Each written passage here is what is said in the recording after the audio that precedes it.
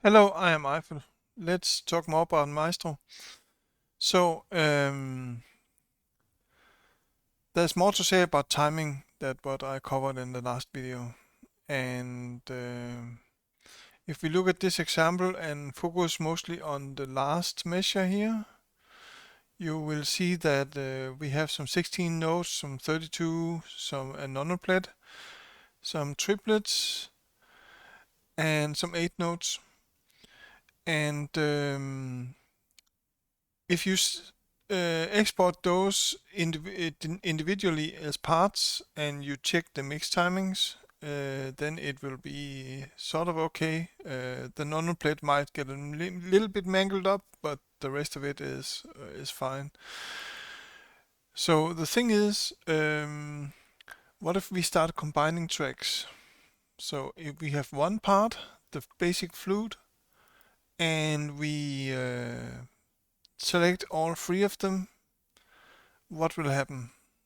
And of course we get a result that is something like this. As you can see, the triplets here, they are only one of the 4 triplets is okay. The nonoplet is sort of okay, all things considered. And the even notes here have some problems, but the 32 seems fine.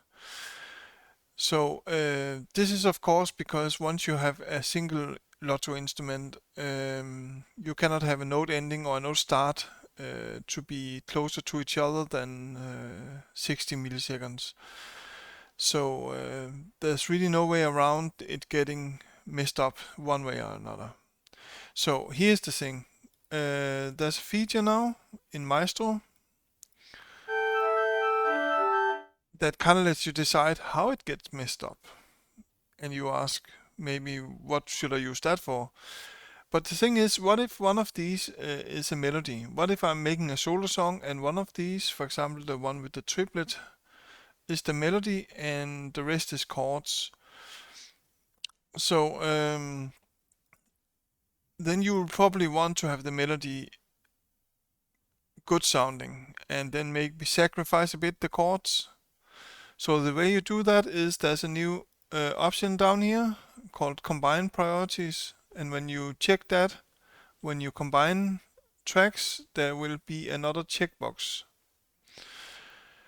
And the checkbox prioritizes that track for that part.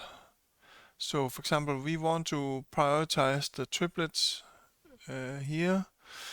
So we check the bottom track and we export it and we get something like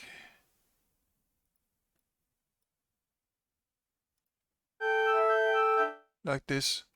As you can see, the triplet is just fine now. The nonoplet is sort of okay, but that's more luck than anything else.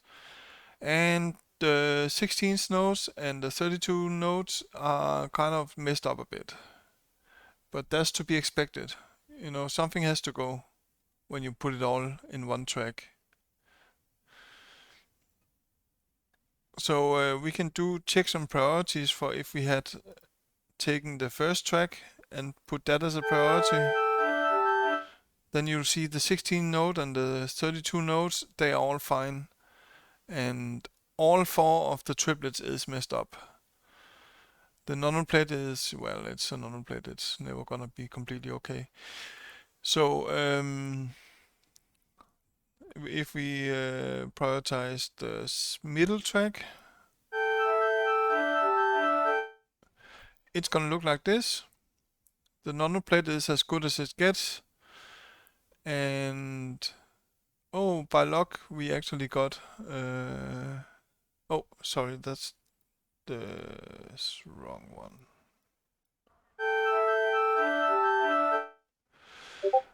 The triplet is messed up, at least 3 of them, and the even notes are not super bad, but not great either. And the nonoplet is as good as it gets. So that's really that's a new feature. So about the user interface.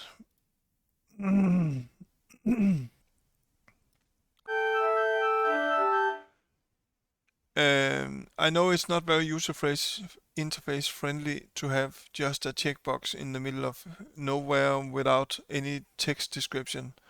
There's a tooltip though, and this was kind of the best I could come up with. If you have any suggestions how to improve it, then please let me know. As soon as you check off combined priorities, they go away. And if you only check one track, they also go away. So when you save a project file with this, if you have done like this and you prioritize the middle track, and then you disable this, and then you save the project, it's the information about that you had the middle track prioritized is going to be lost. So it only saves the priorities when the combined priorities is checked. So I hope that helps you get some better rhythm in some songs when you start combining a lot of tracks with songs that have some mixed rhythms. Okay, that's it for this video.